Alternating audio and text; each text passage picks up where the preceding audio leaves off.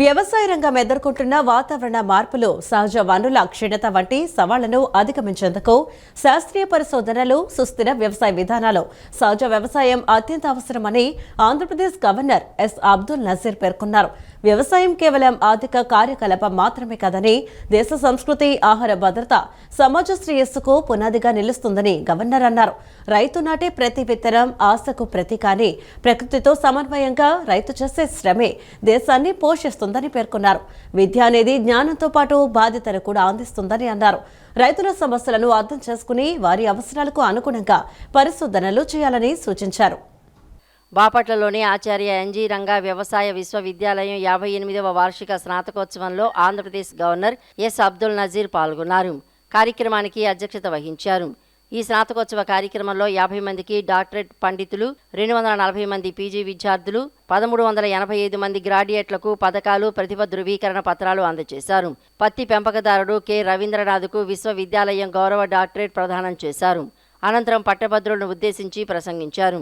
గత 6 దశాబ్దాలుగా ఆచార్య ఎన్జీ రంగా వ్యవసాయ విశ్వవిద్యాలయం వ్యవసాయ విద్యా పరిశోధనలు, విస్తరణ సేవల ద్వారా రైతు సమాజానికి, దేశ వ్యవసాయ అభివృద్ధికి విశేష సేవలు అందిస్తోందని కొనియాడారు. ఈ స్నాతకోత్సవం విద్యార్థుల కృషి, పట్టుదల, అంకిత భావానికి నిదర్శనమని, వారి విజయాల్లో తల్లిదండ్రులు, అధ్యాపకులు, శాస్త్రవేత్తల పాత్ర కూడా అమూల్యమని పేర్కొన్నారు. ప్రస్తుతం వ్యవసాయ రంగం ఆలస్యమైన ఋతుపవనాలు, వర్షాభావం, అతివృష్టి, వాతావరణ మార్పులు, భూగర్భ జలాల క్షీణత, నేలసార నష్టం వంటి ఎన్నో సవాళ్లను ఎదుర్కొంటోందన్నారు. ఇలాంటి పరిస్థితుల్లో నేల ఆరోగ్యం, నీటి వినియోగ సామర్థ్యం, సహజ వనరుల పరిరక్షణకు ప్రాధాన్యతనిస్తూ సుస్థిర వ్యవసాయాన్ని ప్రోత్సహించాల్సిన అవసరం ఉందన్నారు. ఎల్నీనో ప్రభావంతో దేశంలో ఋతుపవనాల బలహీనత, కరువు పరిస్థితులు ఏర్పడే అవకాశాల నేపథ్యంలో వ్యవసాయ విశ్వవిద్యాలయాలు వాతావరణ మార్పులను నిరంతరం పర్యవేక్షించి ప్రభుత్వానికి తగిన సూచనలు చేయడంతో పాటు రైతులకు శాస్త్రీయ సలహాలు అందించాలని సూచించారు. ముఖ్యంగా కరువును తట్టుకునే పంటలు, భూగర్భ జలాల సమర్థ వినియోగంపై రైతులకు అవగాహన కల్పించాల్సిన అవసరం ఉందన్నారు. Andhra Pradesh community managed natural farming కార్యక్రమం ద్వారా రాష్ట్రం సహజ వ్యవసాయంలో ప్రపంచానికి ఆదర్శంగా నిలిచిందని గవర్నర్ పేర్కొన్నారు. ఈ కార్యక్రమం ద్వారా లక్షలాది మంది రైతులు తక్కువ పెట్టుబడితో అధిక ఆదాయం పొందుతున్నారని, నేల ఆరోగ్యం మెరుగుపడటంతో పాటు నీటి వినియోగం గణనీయంగా తగ్గుతోందని వెల్లడించారు. Agriculture today faces unprecedented challenges. Delayed monsoon, especially this year, El Nino, right? Delayed monsoons, prolonged dry spells. Actually, Honorable Collector is here. He was telling me the sowing is how many percentage now, as of now? Huh? Only 3% so far. Otherwise, it should have been minimum 50 to 60% by this time. Even 3% people are not guaranteed now. So delayed monsoons, prolonged dry spells, extreme rainfall events, and increasing climate variability are placing enormous pressure on farming systems. The future of agriculture, therefore, cannot depend solely upon favorable seasons. It must be built on resilient production system that conserve soil moisture, improve water use efficiency, restore soil health, and protect natural resource base for future generations. ప్రజారోగ్యం కోసమే సంజీవని పథకాన్ని అందిస్తున్నామని, August నెల నుంచి రాష్ట్ర వ్యాప్తంగా ఈ పథకాన్ని అమలు చేస్తామని ముఖ్యమంత్రి నారా చంద్రబాబు నాయుడు ప్రకటించారు. మీ ఆరోగ్యం మీ చేతుల్లోనే ఉంటుందని, ప్రభుత్వం అందించే సంజీవని పథకాన్ని సద్వినియోగం చేసుకోవాలని సీఎం చంద్రబాబు ప్రజలకు పిలుపునిచ్చారు. ప్రజలు అనారోగ్యానికి గురైన తర్వాత చికిత్స ఇవ్వటమే కాదు, వ్యాధులు రాకముందే గుర్తించడం, ముందస్తు జాగ్రత్తలు తీసుకోవటం, అవసరమైనప్పుడు సమర్థవంతమైన వైద్యం అందించడమే సంజీవని లక్ష్యమని సీఎం చెప్పారు. భవిష్యత్ అవసరాలకు అనుగుణంగా ఏఐ ఆధారిత వైద్య సహాయం, telemedicine, remote care, predictive analytics, digital nerve సెంటర్లను సంజీవనిలో భాగం చేస్తామని సీఎం తెలిపారు. కర్నూలు జిల్లా ఆలూరు నియోజకవర్గంలో నిర్వహించిన సంజీవని కార్యక్రమంలో సీఎం చంద్రబాబు పాల్గొన్నారు. ప్రజారోగ్య పరిరక్షణ కోసం సాంకేతికతను జోడిస్తూ రాష్ట్ర వ్యాప్తంగా అమలు చేయనున్న సంజీవని ప్రాజెక్టు ప్రత్యేకతలను సీఎం చంద్రబాబు ప్రజలకు వివరించారు. ఈ సందర్భంగా ముఖ్యమంత్రి మాట్లాడుతూ, విద్య, వైద్యం మీదే ప్రతి కుటుంబం అత్యధికంగా ఖర్చు చేస్తున్న పరిస్థితుల్లో ప్రజల ఆరోగ్య బాధ్యతను ప్రభుత్వమే తీసుకునేలా సంజీవని ప్రాజెక్టును రూపొందించామని సీఎం తెలిపారు. ఆగస్టు నుంచి రాష్ట్ర వ్యాప్తంగా అమలు కానున్న ఈ కార్యక్రమంలో ప్రతి వ్యక్తికి డిజిటల్ హెల్త్ ప్రొఫైల్ రూపొందించి కుటుంబ సభ్యులందరికీ ఆభా హెల్త్ ఐడీలు జారీ చేస్తామని చెప్పారు. ప్రాథమిక ఆరోగ్య కేంద్రం నుంచి రాష్ట్ర స్థాయి వరకు మొత్తం ఆరోగ్య సమాచారాన్ని ఒకే వేదికపై అనుసంధానం చేస్తామని వివరించారు. రాష్ట్రంలో 80 లక్షల మంది తీవ్ర వ్యాధులతో బాధపడుతున్నట్లు నివేదికలు వచ్చాయని, అలాంటి పరిస్థితులను తగ్గించేందుకు ఈ ప్రాజెక్టును తీసుకువస్తున్నామని పేర్కొన్నారు. నాన్ కమ్యూనికేబుల్ వ్యాధులు, మాతా శిశు ఆరోగ్యం, బాలల ఆరోగ్య పరీక్షలు, 108 అత్యవసర సేవలు, 104 మొబైల్ మెడికల్ యూనిట్లు, ఈ ఔషధి ల్యాబ్ సేవలను ఒకే డిజిటల్ వ్యవస్థలోకి తీసుకువస్తామని ముఖ్యమంత్రి వెల్లడించారు. సంజీవిని సిటిజన్ వెల్నెస్ యాప్ ద్వారా ప్రజలు వైద్యుల అపాయింట్మెంట్లు బుక్ చేసుకోవడంతో పాటు తమ ఆరోగ్య రికార్డులను ఎప్పుడైనా పరిశీలించుకునే అవకాశం ఉంటుందని చెప్పారు. ప్రజారోగ్యాన్ని కాపాడటంలో ప్రభుత్వ కార్యక్రమాలు అమలు చేయటం ఒక్కటే సరిపోదని, ప్రజల్లో కూడా ఆరోగ్య చైతన్యం పెరగాలని సీఎం సూచించారు. మంచి ఆహారం, యోగా, ధ్యానం, వ్యాయామం, ఆరోగ్యకరమైన జీవనశైలి అలవాటు చేసుకోవాలని సూచించారు. ఆరోగ్యవంతమైన కుటుంబం, ఆరోగ్యవంతమైన గ్రామం, ఆరోగ్య ఆంధ్రప్రదేశ్ లక్ష్యంగా ప్రభుత్వం పనిచేస్తోందని పేర్కొన్నారు. నేను ఆలోచించేది పుట్టిన ప్రతి బిడ్డ నుంచి వృద్ధుల వరకు ప్రతి ఒక్కరిది ఒక ప్రొఫైల్ ఉంటుంది. మా దగ్గర 80 లక్షల మందికి తీవ్రమైన వ్యాధులు ఉన్నాయి. అది బీపీ కావచ్చు, లేకపోతే షుగర్ కావచ్చు, క్యాన్సర్ కావచ్చు, కీళ్ల నొప్పులు కావచ్చు, లేకపోతే కొంతమందికి హార్ట్ ప్రాబ్లం కావచ్చు, అన్నీ ఉన్నాయి. ఇవన్నీ మనం చూస్తే కొన్ని కారణాల వల్ల వస్తున్నాయి. ఎక్కువ రైస్ తింటాం.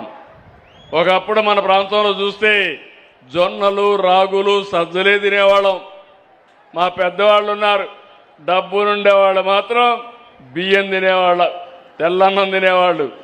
మొట్టమొదటిసారిగా ఎన్టీ రామారావు గారు వచ్చిన తర్వాత ₹2 కేజీ బియ్యం పెట్టిన తర్వాత అందరం కూడా బియ్యం తినడం మొదలు పెట్టాం.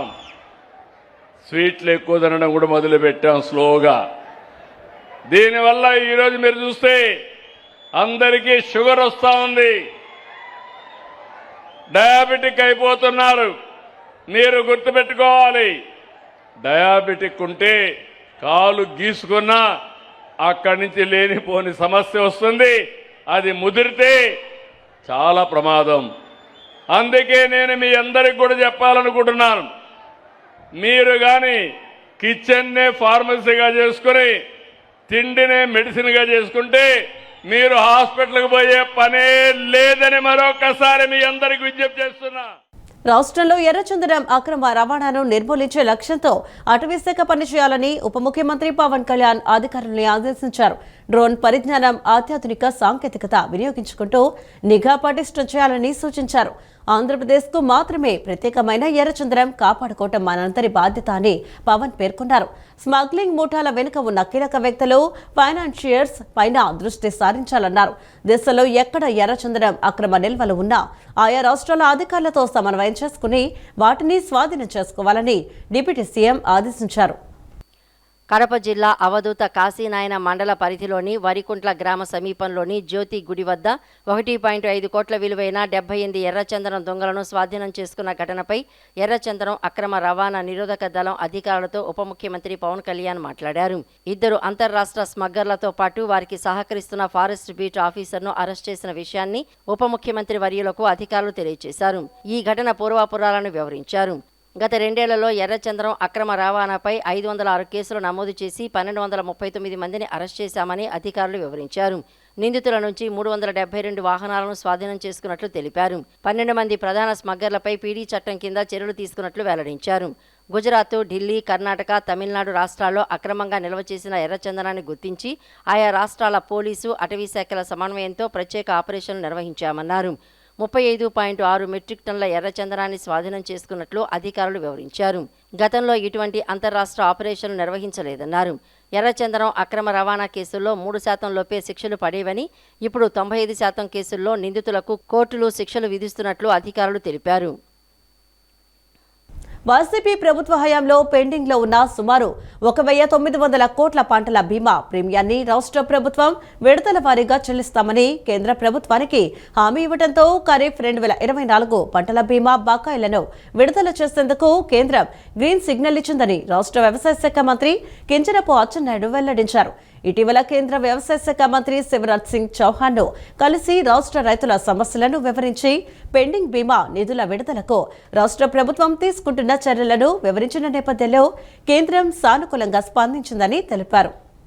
వైసీపీ ప్రభుత్వ హయాంలో పెండింగ్లో ఉన్న సుమారు 1,900 కోట్ల పంటల బీమా ప్రీమియాన్ని రాష్ట్ర ప్రభుత్వం విడతల వారీగా చెల్లిస్తామని కేంద్ర ప్రభుత్వానికి హామీ ఇవ్వడంతో ఖరీఫ్ 2024 పంటల బీమా బకాయిలను విడుదల చేసేందుకు కేంద్రం గ్రీన్ సిగ్నల్ ఇచ్చిందని రాష్ట్ర వ్యవసాయ శాఖ మంత్రి కింజరాపు అచ్చెన్నాయుడు తెలిపారు.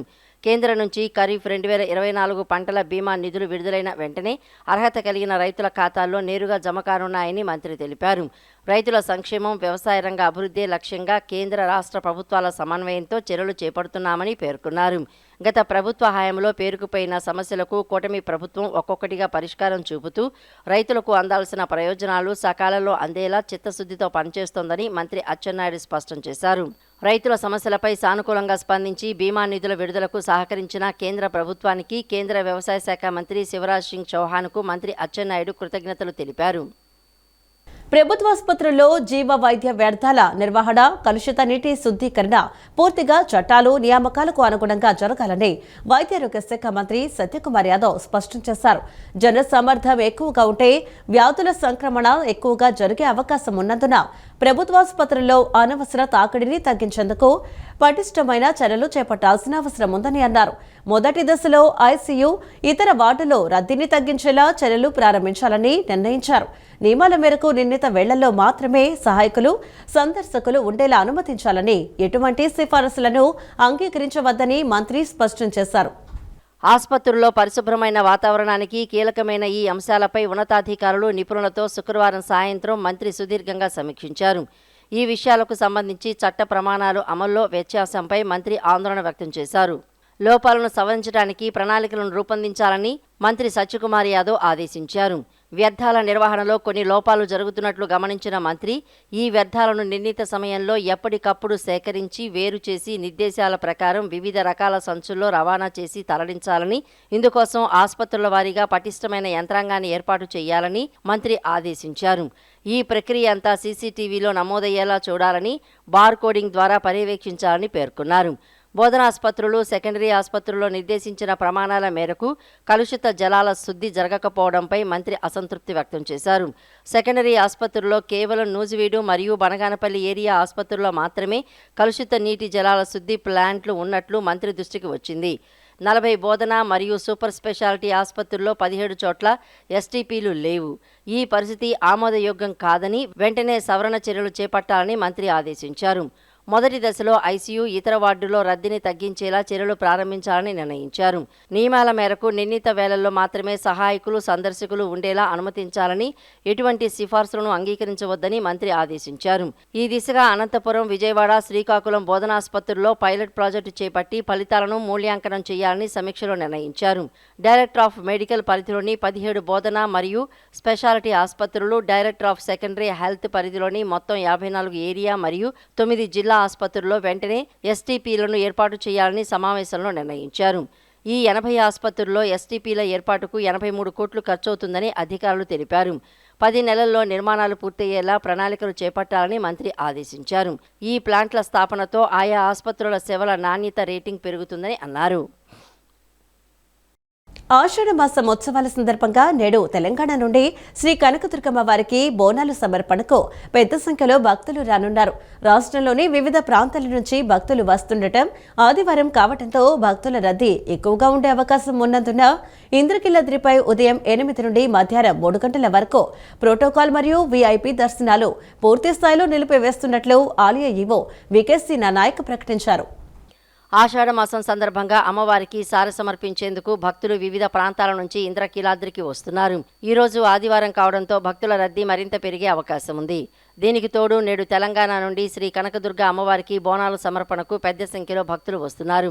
గత ఆదివారం సుమారు 85,000కు పైగా భక్తులు వచ్చి దేవాలయంలో రద్దీ వాతావరణం నెలకొన్న పరిస్థితి రీత్యా నేడు ఇంద్రకీలాద్రిపై ఉదయం 8 గంటల నుంచి మధ్యాహ్నం 3 గంటల వరకు ప్రోటోకాల్ వీఐపీ దర్శనాలు పూర్తి స్థాయిలో నిలిపివేస్తున్నట్లు ఆలయ ఈవో వికే సీనానాయక్ ప్రకటించారు. ఘాట్ రోడ్డు వైపు ప్రైవేటు వాహనాల రాకపోకలు నియంత్రిస్తామని, దేవస్థానం బస్సులు పూర్తి స్థాయిలో నడుపుతామని తెలిపారు. వృద్ధులు, వికలాంగులు, చంటి బిడ్డల తల్లులు రద్దీ లేని సమయమైన ఉదయం 8లోపు సాయంత్రం 3 గంటల నుండి 5 గంటలలోపు రావాలని ఈవో విజ్ఞప్తి చేశారు. భక్తుల రద్దీ దృష్ట్యా దేవస్థానంతో సహకరించాలని ఈవో కోరారు. టీడీపీలో బీసీలకు అధిక ప్రాధాన్యం ఉంటుందని ఆ పార్టీ జాతీయ ఉపాధ్యక్షులు మాజీ ఎమ్మెల్సీ బుద్ధ వెంకన్న అన్నారు. ముఖ్యమంత్రి చంద్రబాబు ఆది నుంచి బీసీ నేతలను ప్రోత్సహించడంతో తనలాంటి వారు ఎమ్మెల్సీ స్థాయికి వచ్చామన్నారు. జగన్ కు వైసీపీ నాయకులకు బీసీల గురించి మాట్లాడే అర్హత లేదని, జగన్ సీఎంగా ఉన్న సమయంలో ఒక్క బీసీకి కూడా మేలు చేయలేదని విమర్శించారు. బీసీలకు గౌరవం దక్కినా, హోదా కల్పించినా అది ఒక్క టీడీపీలోనే అని తెలిపారు. పశ్చిమ నియోజకవర్గ ఇన్ఛార్జిగా బుద్ధ వెంకన్నను నియమించిన సందర్భంగా మల్లికార్జునపేటలోని టీడీపీ కార్యాలయంలో నిన్న నిర్వహించిన కార్యక్రమంలో పలువురు పశ్చిమ నియోజకవర్గ నాయకులు ఆయన్ను కలిసి అభినందనలు తెలిపారు. బాణసంచా కాల్చి కార్యకర్తలు సందడి చేశారు. ఈ సందర్భంగా వెంకన్న మాట్లాడుతూ విజయవాడ పశ్చిమ నియోజకవర్గ ఇన్ఛార్జిగా నియమించినందుకు చంద్రబాబుకి, లోకేష్కి కృతజ్ఞతలు తెలిపారు. బీసీ వర్గాలు వైసీపీకి వ్యతిరేకంగా ఉన్నాయనే కారణంతో బీసీ గర్జన పేరుతో జగన్ మరో నాటకానికి తెరలేపారని తెలిపారు. అమర్నాథ్ గౌడ్ను చంపిన సమయంలో సీఎంగా ఉన్న జగన్ ఆ కుటుంబాన్ని కూడా పరామర్శించలేదని అన్నారు. ఆనాడు ఉన్న బీసీ మంత్రులంతా ఏమయ్యారు? ఈరోజు ఏ ముఖం పెట్టుకుని బీసీ గర్జన చేపడుతున్నారని ప్రశ్నించారు. తెలుగుదేశం పార్టీ అంటేనే బీసీల పార్టీ అని అన్న ఎన్టీఆర్ నుంచి చంద్రబాబు, లోకేష్ వరకు అండగా ఉన్నారని, జగన్ ఏనాడైనా ఇది బీసీల పార్టీ అని ఎక్కడైనా ప్రకటించారా అని ప్రశ్నించారు. ఒక చోట కాపులు, మరో చోట బీసీ, ఇంకో చోట దళిత సభల పేరుతో రాష్ట్రంలో కుల రాజకీయాలను జగన్ రెచ్చగొడుతున్నారని అన్నారు. ఈ కార్యక్రమంలో టీడీపీ నాయకులు ఉమ్మడి వెంకటేశ్వరరావు, కొట్టేటి హనుమంతరావు, గుర్రంకొండ లక్ష్మణరావు, చిన్న సుబ్బయ్య తదితరులు పాల్గొన్నారు. వైఎస్ జగన్మోహన్ రెడ్డి ముఖ్యమంత్రిగా ఉన్న సమయంలో దాదాపు 74 మందిని బీసీలను హత్య చేస్తే ఆ రోజు జగన్మోహన్ రెడ్డి ముఖ్యమంత్రిగా ఏం చేశాడు, ఆ జగన్మోహన్ రెడ్డి కేబినెట్లో ఉన్నటువంటి బీసీ మంత్రులు ఏం చేశారు? ఇవాళ మీకు బీసీ గర్జన ఏంటి?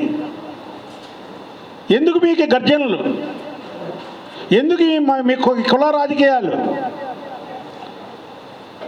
ఒక పక్క తూర్పుగోదావరి జిల్లా వెళ్తేనేమో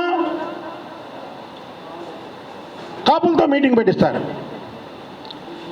ఇవాళ ఇక్కడికి వస్తేనేమో బీసీలతో మీటింగ్ పెట్టిస్తారు, ఇంకో ప్రాంతానికి వెళ్తేనేమో ఇంకో మతంతో పెట్టిస్తారు, లేకపోతే ఇంకో కులంతో పెట్టిస్తారు. ఏంటి ఈ కుల రాజకీయాలు? కులం దాంతో లబ్ధి పొందిందామన్నా మీరు? ఈ రాష్ట్ర ప్రజలందరూ తెలుసు, ఉమ్మడి రాష్ట్రంలో హైదరాబాద్లో ఆ రోజు జరిగినటువంటి అల్లర్లలో కారణం ఎవరో, ఆ రోజు ముఖ్యమంత్రిని దించి ముఖ్యమంత్రి అవడానికి ప్రయత్నించింది ఎవరో. అలాగే తెలుగుదేశం పార్టీ ప్రభుత్వం వచ్చి 2 సంవత్సరాలు కాకముందే ఇవాళ మీరు మళ్ళీ కుల రాజకీయాలు ప్రస్తావనకు తీసుకొచ్చారు. విజయవాడ లెనిన్ సెంటర్లో చిరు వ్యాపారులను 6 నెలలుగా కమిషన్ల కోసం వేధిస్తున్నారని వైసీపీ నేతలు మండిపడ్డారు. అధికారులు, అధికార పార్టీ ఎమ్మెల్యేల చేతిలో కీలుకు బొమ్మలుగా మారిపోయారని ఆగ్రహం వ్యక్తం చేశారు. నగరంలో చాలా మంది పెద్ద వ్యాపారాలు చేసేవారు ఉన్నారని, వారి జోలికి ఎందుకు వెళ్లటం లేదని ప్రశ్నించారు. విజయవాడ లెనిన్ సెంటర్లో దుకాణాలకు విద్యుత్ సరఫరా నిలిపివేశారన్న సమాచారంతో ఎన్టీఆర్ జిల్లా వైసీపీ అధ్యక్షులు దేవినేని అవినాష్, మాజీ మంత్రి వెల్లంపల్లి శ్రీనివాస్, మాజీ ఎమ్మెల్యే మల్లాది విష్ణు, వైసీపీ నేతలు ఆ షాపులను పరిశీలించారు. ఈ సందర్భంగా చిరు వ్యాపారులతో మాట్లాడి నిరసన ర్యాలీ చేపట్టారు. అనంతరం వారు మాట్లాడుతూ నగరంలో ఎన్నో పెద్ద షాపులు ఉన్న వారికి కరెంటు ఎందుకు కట్ చేయటం లేదని నిలదీశారు. కమిషన్ల కోసం షాపులను తీసివేస్తామని బెదిరిస్తున్నారని ఆగ్రహం వ్యక్తం చేశారు. సాయంత్రానికల్లా 1.5 కోటి తీసుకురాకపోతే బుల్డోజర్లతో షాపులు కూల్చేస్తామని హెచ్చరించినట్లు గుర్తు చేశారు. బెజవాడలో దళారుల రాజ్యమేలుతుంటే చంద్రబాబు, లోకేష్కు కనపట్టం లేదా అని ప్రశ్నించారు. కూటమి నేతలు కార్పొరేషన్లో జెండా ఎగరవేస్తామంటున్నారు. ఇలాంటి విధానాలు అమలు చేస్తే మీ జెండా పీకేస్తారు, జాగ్రత్త అని హెచ్చరించారు. సంపద సృష్టించడం అంటే ఇదేనా అని చంద్రబాబును ప్రశ్నించారు. ఆ మహిళల జోలికి, ఆ పుస్తకాలు అమ్మే, పాత పుస్తకాలు అమ్మే వాళ్ళ జోలికి ఎవరైనా అధికారులు వెళ్ళారు అని అంటే ఇది మరో ఒక ఢిల్లీ జంతర్ మంతర్ అవుద్దని చెప్పని కూడా ఈ సందర్భంగా మీకు వార్నింగ్ ఇస్తా ఉన్నాం. ఖచ్చితంగా దీన్ని అధికారులు దృష్టిలో పెట్టుకుని దీని వెమ్మటే ఈ సమస్యని పరిష్కరించాలి అని చెప్పని వైఎస్ఆర్ కాంగ్రెస్ పార్టీ డిమాండ్ చేస్తాం. కార్చే ప్రతి ఏదైతే వాళ్ళు ఏరుస్తున్నారో ప్రతి ఒక్కటిగారా మీకే తగులుతుంది. రేపు జరగబోయే ఎన్నికల్లో మీకు డిపాజిట్లు గారు కోల్పోయే విధంగా మీకు జరుగుతుందని చెప్పి సందర్భంగా చెప్తున్నాను. తప్పకుండా వైఎస్ఆర్ కాంగ్రెస్ పార్టీ ఈ ప్రాంతంలో ప్రతి చిరు వ్యాపారులకి అండగా ఉంటుంది. వాళ్ళకి ఏ చిన్న సమస్య వచ్చినా మేము ముందుండి వాళ్ళకి అండగా తోడుగా ఉంటామని సందర్భంగా చెప్తూ సెలవు తీసుకుంటున్నాం. వ్యాపారస్తుడి దగ్గర ముఖ్యంగా ఆర్యవైశ్యుల దగ్గర ఎక్కువగా వసూలు చేశారు డబ్బులు. ఆర్యవైశ్యుల దగ్గర విపరీతంగా డబ్బులు వసూలు చేశారు. వాళ్ళు చెప్పలేకపోవచ్చేమో, ప్రతి ఒక్కళ్ళు మాకు చెప్పడం జరిగింది. 100కి 100 రూపాయలు జగన్మోహన్ రెడ్డి గారు ప్రమాణ స్వీకారం చేసిన మరుక్షణం మీ దగ్గర వడ్డీతో సహా వాళ్ళకి ఇప్పిస్తానని చెప్పి మీ ద్వారా నేను తెలియపరచుకుంటాను. దేశవ్యాప్తంగా గత 26 రోజులుగా విద్యార్థులు వారి తల్లిదండ్రులు శాంతియుతంగా చేపట్టిన ఉద్యమం, పోలీసుల నిర్బంధాలు, దమనకాండను ధైర్యంగా ఎదుర్కొన్న పోరాటం ఫలితంగానే కేంద్ర ప్రభుత్వం దిగి వచ్చిందని సిడబ్ల్యూసీ సభ్యులు, ఏపీసీసీ మాజీ అధ్యక్షులు గిడుగు రుద్రరాజు అన్నారు. కేంద్ర విద్యాశాఖ మంత్రి ధర్మేంద్ర ప్రధాన్ రాజీనామా చేయాల్సిన పరిస్థితి ఏర్పడిందన్నారు. ఈ విజయం దేశ విద్యార్థుల ఐక్య పోరాటానికి, అలాగే వారి తరపున నిరంతరం పోరాడిన లోక్సభ ప్రతిపక్ష నాయకులు రాహుల్ గాంధీ నాయకత్వానికి దక్కిన విజయమని పేర్కొన్నారు. విజయవాడలోని ఆంధ్రరత్న భవన్లో నిన్న సాయంత్రం విలేకరుల సమావేశం నిర్వహించారు. ఈ సమావేశంలో పాల్గొన్న సిడబ్ల్యూసీ సభ్యులు, ఏపీసీసీ మాజీ అధ్యక్షులు గిడుగు రుద్రరాజు మాట్లాడుతూ దేశవ్యాప్తంగా గత 26 రోజులుగా విద్యార్థులు, వారి తల్లిదండ్రులు శాంతియుతంగా చేపట్టిన ఉద్యమం, పోలీసుల నిర్బంధాలు, దమనకాండను ధైర్యంగా ఎదుర్కొన్న పోరాట ఫలితంగానే కేంద్ర ప్రభుత్వం వెనక్కి తగ్గి కేంద్ర విద్యాశాఖ మంత్రి ధర్మేంద్ర ప్రధాన్ రాజీనామా చేయాల్సిన పరిస్థితి ఏర్పడిందని అన్నారు. ఈ విజయం దేశ విద్యార్థుల ఐక్య పోరాటానికి, అలాగే వారి తరపున నిరంతరం పోరాడిన లోక్సభ ప్రతిపక్ష నాయకులు రాహుల్ గాంధీ నాయకత్వానికి దక్కిన విజయమని పేర్కొన్నారు. అనంతరం ఏపీసీసీ ఉపాధ్యక్షులు కొలనకొండ శివాజీ మాట్లాడుతూ ఈ ఉద్యమాన్ని విజయవంతం చేసిన విద్యార్థులు, యువత, కాంగ్రెస్ నాయకులు, కార్యకర్తలకు కృతజ్ఞతలు తెలిపారు. ఈ విజయంతో పోరాటం ముగియలేదని, ప్రజాస్వామ్య సంస్థలను, రాజ్యాంగబద్ధ వ్యవస్థలను పరిరక్షించేందుకు, ఎన్నికల వ్యవస్థలో సంస్కరణలు తీసుకురావడానికి, నిరుద్యోగ యువతకు ఉపాధి అవకాశాలను కల్పించే వరకు కాంగ్రెస్ పార్టీ రాహుల్ గాంధీ నాయకత్వంలో తన పోరాటాన్ని కొనసాగిస్తుందని స్పష్టం చేశారు. ఈ కార్యక్రమంలో వి గురునాథం, షేక్ ఖుర్షీదా, లకరాజు రామారావు, నాగం మధు యాదవ్, నరహర్శెట్టి నరసింహారావు, కురివి వినయ్ కుమార్, అమ్మడి రామకృష్ణ, బొర్ర రవిచంద్ర, బేగ్ తదితరులు పాల్గొన్నారు. జాతీయ స్థాయిలో రాహుల్ గాంధీ గారి నేతృత్వంలో అనేకమైనటువంటి ఉద్యమాలు చేసిన తర్వాత ప్రభుత్వం దిగొచ్చి సిబిఐని అపాయింట్ చేయడం జరిగింది.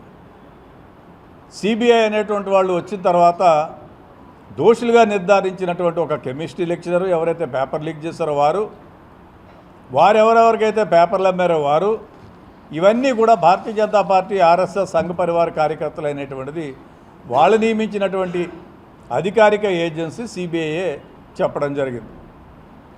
వాళ్ళు పేర్కొనేటువంటి డబుల్ ఇంజన్ సర్కారుగా ఉన్న రాజస్థాన్లో పేపర్ లీక్ అయింది, ఉత్తరప్రదేశ్లో పేపర్ లీక్ అయింది, ఉత్తరాఖండ్లో పేపర్ లీక్ అయింది, ఛత్తీస్గఢ్లో పేపర్ లీక్ అయింది.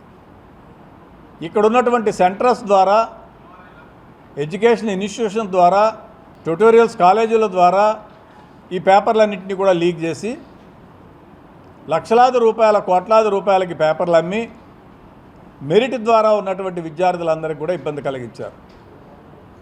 భారత రాజ్యాంగం ప్రకారం ఫండమెంటల్ రైట్స్లో విద్య అనేది ఒక హక్కు. ఆ హక్కును కూడా కాలరాసి విద్యను కొనే వస్తువుగా చేసినటువంటి పరిస్థితి. ఆర్థికంగా ఉన్నవాళ్ళు, పెద్ద కుటుంబాలకు చెందిన వాళ్ళే డాక్టర్లుగా అయ్యేటువంటి పరిస్థితి. సో ఈ నేపథ్యంలోనే రాహుల్ గాంధీ గారి నేతృత్వంలో రాష్ట్రంలో భూ బాధితుల జీవితాలతో రాష్ట్ర ప్రభుత్వం మాట్లాడుతోందని సెంటర్ ఫర్ లిబర్టీ ప్రతినిధి, మాజీ ఐపీఎస్ అధికారి ఏబి వెంకటేశ్వరరావు మండిపడ్డారు. ప్రభుత్వం తాజాగా జారీ చేసిన జీవో 444తో లక్షలాది మంది బాధితులకు ఊరట కలగకపోగా వారిని తిరిగి రెవెన్యూ అధికారుల దయపై ఆధారపడేలా ఉందన్నారు. రెవెన్యూ సమస్యలను సులభతరం చేయాల్సింది పోయి బాధితులు ఆర్టీఓ, సీసీఎల్ఏ కార్యాలయాల చుట్టూ తిరిగేలా ఈ జీవో ఉందన్నారు.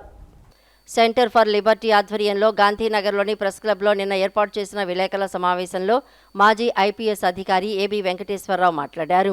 ఎన్టీఆర్ జిల్లా కలెక్టర్ 3 నెలల్లో 62 ఎకరాలు మాత్రమే 22A నుంచి క్లియర్ చేశారని, ఇదే వేగంతో వెళితే రాష్ట్ర వ్యాప్తంగా ఉన్న 22 లక్షల ఎకరాల సమస్య పరిష్కారానికి కనీసం 250 ఏళ్లు పడుతుందని విమర్శించారు. భూముల క్లియరెన్స్ పేరుతో ముఖ్యమంత్రి చంద్రబాబు ఒక ఏడాది సమయం కోరితే అధికారులు జారీ చేస్తున్న జీవోల గడువుల గారడీలు చేస్తున్నాయని పేర్కొన్నారు. దేవాదాయ శాఖ వక్ఫ్ కేటగిరీలో పొరపాటున చేరిన ప్రైవేటు భూములను తొలగించాలంటే ఆయా శాఖల ముందస్తు అనుమతి ఉండాలన్న నిబంధన పెద్ద అడ్డంకిగా మారిందని ఏబీ వెంకటేశ్వరరావు చెప్పారు. రెవెన్యూ సమస్యలను సులభతరం చేయాల్సింది పోయి బాధితులు ఆర్డీఓ, సీసీఎల్ఏ కార్యాలయాల చుట్టూ తిరిగేలా ఈ జీవో ఉందన్నారు. భూమి విలువలో సగం లంచం డిమాండ్ చేసే రెవెన్యూ రాబందుల దయపైనే రైతులు బతకాలా అని ఆయన ప్రశ్నించారు. చిత్తూరు జిల్లా ఆవులపల్లిలో 911 ఎకరాల రైతుల భూములను ఒక్క జీవోతో ఎలాగైతే తొలగించారో దాన్ని రాష్ట్రమంతటా అమలు చేయాలని డిమాండ్ చేశారు. ఈ సమావేశంలో సంస్థ ప్రతినిధులు నల్లమోతు చక్రవర్తి, అజయ్, మల్లారెడ్డి తదితరులు పాల్గొన్నారు. ఆర్ఎస్ఆర్లో రాసి ఉంది. 1960 నుంచి వీళ్ళు సాగు చేసుకుంటున్నారు. ఎవరో ఎమ్మెల్యేలు వస్తూ ఉంటారు, ప్రభుత్వాలు వస్తూ ఉంటాయి, బాబు మాకు పట్టాలు ఇవ్వండి మేము సాగు చేసుకుంటున్నామంటే ఏదో ఒక శుభముహూర్తాన ఇందిరాగాంధీ గారి పిలుపు మేరకో లేకపోతే ఇంకొక ముఖ్యమంత్రి గారి పిలుపు మేరకు వీళ్ళందరికీ పట్టాలు ఇచ్చారు. అవి పక్కా పట్టాలు, అందులో ఏమి ఢోకా లేదు, ఎప్పుడు మోసం చేసింది కాదు, అది పక్కా పట్టాలు ఇచ్చారు. ఇచ్చిన వాళ్ళు పర్మనెంట్గా ఉండరుగా, చచ్చిపోతారుగా, అమ్ముకున్నారు. వాళ్ళలో వాళ్ళ వారసులో అమ్ముకున్నారు. ఆ అమ్ముకున్నాటిలో నుంచి ఈయన ఒక బిట్టు కొనుక్కున్నాడు. 1992లో అంటే 96లో కొనుక్కున్నాడు. అవి ఏం తెలుసు పాపం, పట్టాలు ఉన్నాయి, ఇన్నిసార్లు చేతులు మారినాయి, ఇన్నిసార్లు రిజిస్ట్రేషన్లు అయినాయి అని చెప్పి కొనుక్కున్నాడు. కొనుక్కుని ఇవాళ వెళ్తే 2016లో దాన్ని 22Aలో పెట్టారు. ఎందుకు పెట్టారయ్యా అంటే బ్రిటిషోడు గయ్యాడు అని రాసిపోయాడు కాబట్టి దాన్ని బట్టి అది ప్రభుత్వ భూమి కాబట్టి 22Aలో పెడుతున్నామని పెట్టి పారేస్తారు. ఇక ఆయన వల్ల కాకలా ఎంత తిరిగినా ఎవడు వినేవాడు లేడు. కేంద్ర విద్యాశాఖ మంత్రి ధర్మేంద్ర ప్రధాన్ రాజీనామా చేయడం విద్యార్థులు, యువత విజయమని, ఇది తమ భవిష్యత్ పోరాటాలకు ఆరంభమని జెన్సీ కాక్రోచెస్ ఆఫ్ విజయవాడ యువత పేర్కొన్నారు. ఇది ఆరంభం మాత్రమేనని, ఇంకా దేశంలో ఎన్నో మార్పులు రావాల్సిన అవసరం ఉందన్నారు. యువత అందరూ కలిసి మరిన్ని సంస్కరణలకు, సమస్యల పరిష్కారానికి పోరాటం చేద్దామని పిలుపునిచ్చారు. కేంద్ర విద్యాశాఖ మంత్రి ధర్మేంద్ర ప్రధాన్ రాజీనామా చేయటంపై నిన్న సాయంత్రం లెనిన్ పార్కులో సంబరాలు చేశారు. పలువురు విద్యార్థి నాయకులు మాట్లాడారు. తమ భవిష్యత్తు కోసం ఎంతవరకైనా పోరాటం చేస్తామని నిరూపించుకున్నామన్నారు. కులం, మతం పక్కన పెట్టి జన్జీ నినాదంతో ముందుకు వచ్చారని పేర్కొన్నారు. నీట్ ప్రశ్నాపత్రం లీకేజీతో ఆత్మహత్యకు పాల్పడిన 21 మంది విద్యార్థుల్లా మరెవరూ దేశంలో ఇబ్బందులు పడకూడదన్న లక్ష్యంతో చేసిన ఈ పోరాటం అందరిలో స్ఫూర్తి రగిలించిందని పేర్కొన్నారు. నీట్ పరీక్షను జాతీయ స్థాయిలో కాకుండా రాష్ట్ర స్థాయిలో నిర్వహించాలని డిమాండ్ చేశారు. ఆవేశంలో పుట్టిన కాక్రోచ్ జనతా పార్టీ విద్యా వ్యవస్థలో మార్పులు తీసుకురావాలన్న లక్ష్యంతో పోరాటం చేసిందన్నారు. ధర్మేంద్ర ప్రధాన్ రాజీనామా అందరి విజయమని కొనియాడారు. యువత గొంతెత్తి తమ సమస్యలను వినిపించగలరని ప్రతి రాజకీయ నాయకుడు తెలుసుకోవాలని హితవు పలికారు. ఆయుధాలు లేకుండా శాంతియుతంగా నిరసన వ్యక్తం చేస్తున్న వారిపై లాఠీచార్జీ చేయటం ఎంతటి వ్యతిరేకత వచ్చిందో ప్రపంచమంతా గమనించిందన్నారు. ఇది భారతీయ యువత ఘన విజయమని కొనియాడారు. ఢిల్లీలోని జంతర్ మంతర్ వద్ద విద్యార్థులు చేపట్టిన నిరసనల ఫోటో ఎగ్జిబిషన్ను పలువురు ఆసక్తిగా గమనించారు. కార్యక్రమంలో మేఘారెడ్డి, ప్రేమ్చంద్, రవి, స్వర్ణలత తదితరులు పాల్గొన్నారు. రాష్ట్రాలకి, ముఖ్యంగా నేషనలైజ్ చేసిన నీట్ ఎగ్జామ్ని రాష్ట్రాలకి వికేంద్రీకరించాలి. ఎందుకంటే రాష్ట్రాల ద్వారా అవినీతి కానీ, పేపర్ లీకులు కానీ తక్కువ జరగడానికి ఆస్కారం ఉంది. ఇంకా భవిష్యత్తులో యువతకి నిరుద్యోగం అనేది తగ్గాలంటే దానికి సంబంధించినవన్నీ తీసుకోవాలి, చర్యలు చేపట్టాలి. ఈ యొక్క ధర్మేంద్ర ప్రధాన్ గారు రాజీనామాతో సరిపోదని కూడా సీజేపీ కాంగ్రెస్ జనతా పార్టీ కూడా భావించి ఇంకా డిమాండ్స్ ఉన్నాయి, ఖచ్చితంగా సంప్రదించి జన్జెట్ ఆలోచనల్ని పోగు చేసి దేశాన్ని నిర్మించేటువంటి శక్తులను తయారు చేయాలి, దేశానికి ఉపయోగపడేటువంటి విద్యా వ్యవస్థ కావాలని చెప్పేసి అటువంటి విద్యా విధానం కోసం ఈ యొక్క పోరాటం మరింత ముందు కొనసాగే విధంగా జన్జెట్ అంతా ఆలోచిస్తుందని చెప్పేసి ఈ యొక్క ప్రొటెస్ట్ విజయోత్సవ ర్యాలీలో అత్యాధునిక సాంకేతిక పరిజ్ఞానం, ఆకర్షణీయమైన డిజైన్, అత్యుత్తమ భద్రతా ప్రమాణాలతో కూడిన మారుతి సుజుకి న్యూ బ్రెజా కారును విజయవాడలోని సంతోష్ ఆటో మోటార్స్ షోరూంలో నిన్న ఆవిష్కరించారు. Uyyuru motor vehicle inspector Subbarao, Vijayawada bar association president Lakshminarayana new Brezza కారును మార్కెట్లోకి విడుదల చేశారు. అందరికీ అందుబాటు ధరల్లో సరికొత్త ఫీచర్లతో వాహనాలను అందించడంలో మారుతి ఎప్పుడూ ముందుంటుందని పేర్కొన్నారు. విజయవాడ బందర్ రోడ్డు కామయ్యతోపు సమీపంలోని సంతోష్ ఆటో మోటార్స్ షోరూంలో Maruti Suzuki new Brezza car ఆవిష్కరణ కార్యక్రమం నిన్న జరిగింది. ఈ కార్యక్రమానికి Uyyuru motor vehicle inspector Subbarao, Vijayawada bar association president Lakshminarayana ముఖ్య అతిథిగా హాజరయ్యారు. కంపెనీ ప్రతినిధులు ఆశీష్ శర్మ, కార్తికేయ శర్మ, అవినాష్ రెడ్డి, సంతోష్ మారుతి సేల్స్ మేనేజర్ అరవింద్తో కలిసి వారు నూతన మోడల్ను అధికారికంగా ప్రారంభించారు. ఈ సందర్భంగా మోటార్ వెహికల్ ఇన్స్పెక్టర్ సుబ్బారావు మాట్లాడుతూ మారుతి సుజుకి అనగానే అందరికీ గుర్తొచ్చేది విశ్వసనీయత, అధిక మైలేజ్ అని కొనియాడారు. భారత న్యూ కార్ అసెస్మెంట్ ప్రోగ్రాం నిర్వహిస్తున్న భద్రతా పరీక్షల్లో పెద్దల మరియు పిల్లల రక్షణ విభాగాల్లో ఈ న్యూ బ్రెజా ఆవిష్కరణతో మారుతి ఒక కొత్త సెకండ్లోకి అడుగుపెట్టిందని కొనియాడారు. అనంతరం బార్ అసోసియేషన్ అధ్యక్షుడు లక్ష్మీనారాయణ మాట్లాడుతూ భద్రత విషయంలో ఎలాంటి కాంప్రమైజ్ కాకుండా విడుదల చేసిన ఈ న్యూ బ్రెజా ఆవిష్కరణతో మారుతి ఒక కొత్త సెకండ్లోకి అడుగుపెట్టిందని కొనియాడారు. సంతోష్ ఆటోమోటార్స్ వినియోగదారులకు మరింత నాణ్యమైన సేవలు అందిస్తూ అగ్రపథంలో దూసుకుపోవాలని ఆకాంక్షించారు. Santosh Maruti sales manager Aravind car ప్రత్యేకతలను వివరించారు. కొత్త బ్రెజాలో వినియోగదారుల భద్రతకు అత్యున్నత ప్రాధాన్యతనిచ్చినట్లు తెలిపారు. అన్ని వేరియంట్లలోనూ స్టాండర్డ్గా 6 ఎయిర్ బ్యాగులతో పాటు electronic stability program, hill hold assist, blind spot warning, lane change alert, rear cross traffic alert వంటి అధునాతన సేఫ్టీ ఫీచర్లు ఉన్నాయని చెప్పారు. ఈ కారులో పవర్ఫుల్ టర్బో బూస్టర్ జెట్ ఇంజన్తో పాటు అండర్ బాడీ సిఎన్జి టెక్నాలజీని అందించడం ఈ రీజియన్లోనే ఒక కీలక మైలురాయి అని వివరించారు.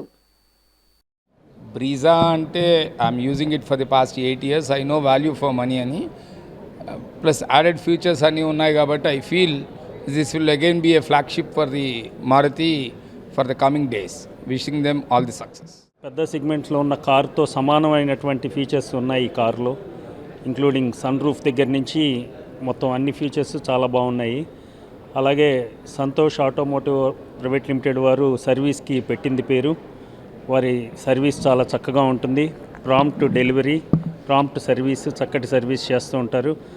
అలాంటిది వీరి నుంచి ఈ కార్ లాంచ్ అవ్వడం, ఈ దీనికి మమ్మల్ని పిలవడం అనేది చాలా ఆనందంగా ఉంది.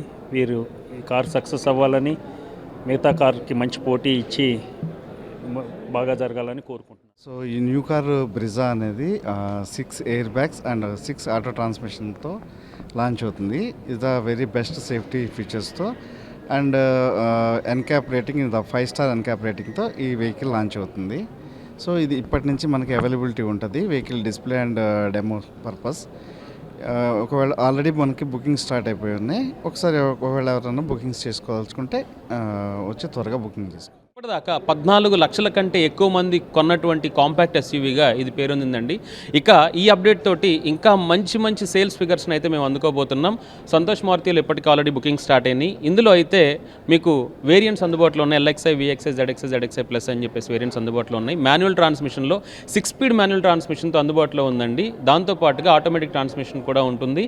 దీంతోపాటు మీకు అండర్ బాడీ సిఎన్జి తోటి సిఎన్జి వెహికల్ అందుబాటులో ఉంది. దానివల్ల ఏమవుతుందంటే మీకు బూట్ స్పేస్ చాలా అద్భుతంగా మీరు ఉపయోగించుకోవడానికి అవకాశం ఉంటుంది.